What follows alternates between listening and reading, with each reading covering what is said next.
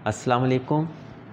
मैं डॉक्टर अनिल शफ़ी हूँ, consultant psychiatrist हूँ। और आज की जो मेरी वीडियो है ये एक दवाई के बारे में है। उस दवाई का मेडिकल नाम है वोल्टिऑक्सिटी।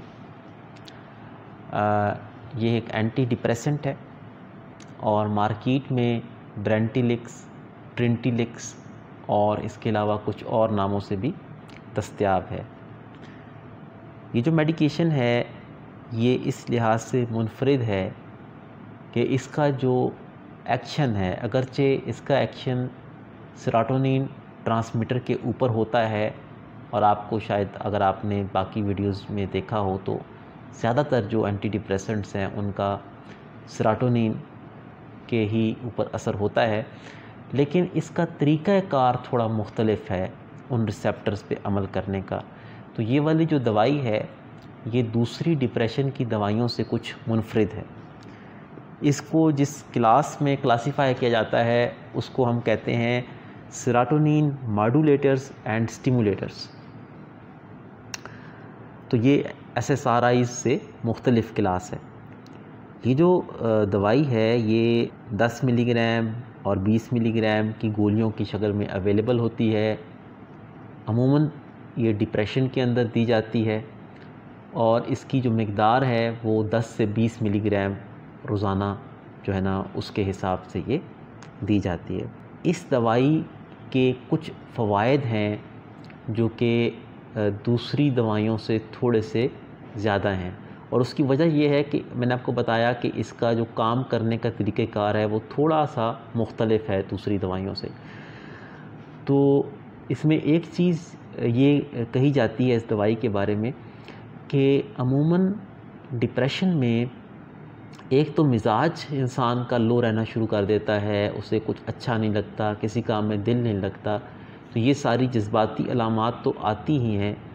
इसके अलावा कुछ मसाइल उसकी ज़हनी सलाहियतों के भी स्टार्ट हो जाते हैं, यानी यादाश्त कमज़ोर हो जाती है, इंसान की फ़ैसला साजी की क़ुव्वत कम पड़ जाती है, और इंसान जो है वो अगर किसी काम पर तवज्जो देना चाहता है तो उस तरह से तवज्जो नहीं दे पाता।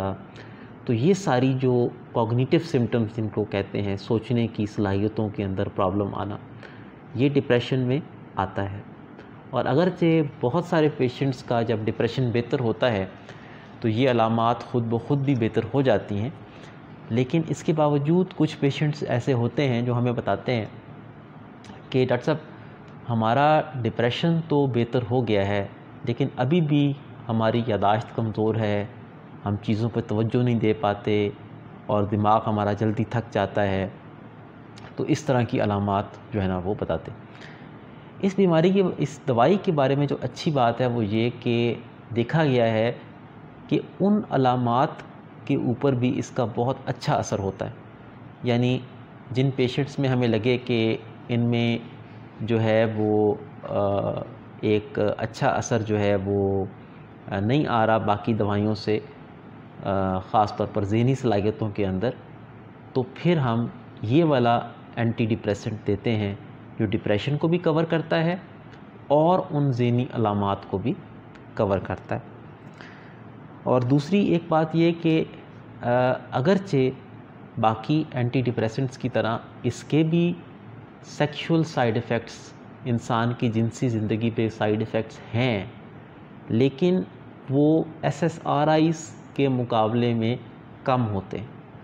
तो अमूमन ये देखा जाता है कि जिन पेशेंट्स को जिन्होंने रवायती एंटी डिप्रेसेंट यूज़ किए और उनको कुछ प्रॉब्लम आ रहा है सेक्सुअल लाइफ में, तो उनको जब हम उनसे तब्दील करके इस पे स्विच करते हैं तो अक्सर इस तरफ जो है ना वो बेहतरी आ जाती है। तो ये इसके कुछ फ़वाइद हैं। इसके जो नोटिसेबल साइड इफ़ेक्ट हैं, तो जो सबसे ज़्यादा कॉमन, यानी आप दवाई स्टार्ट करने के शुरू के दिनों में जो महसूस कर सकते हैं, उसमें मतली का आना, पतले पखाने आना, मुंह का खुश्क होना, चक्कर आना, ये सबसे कॉमन है, ये 4 साइड इफ़ेक्ट्स। इसके अलावा कुछ लोगों में कब्ज़ की कैफ़ियत हो सकती है, कभी कभार कुछ लोग ख़ारिश की कंप्लेन करते हैं, اور کچھ لوگ تھوڑی گیس کی کمپلین کرتے ہیں.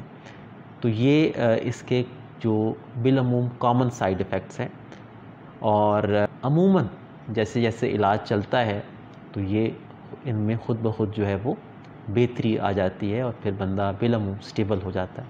تو یہ ہماری آج کی ویڈیو وورٹی آکسیٹین کے بارے میں تھی. انشاءاللہ نیکسٹ ٹائم ہم کسی اور ویڈیو کے ساتھ حاضر ہوں گے.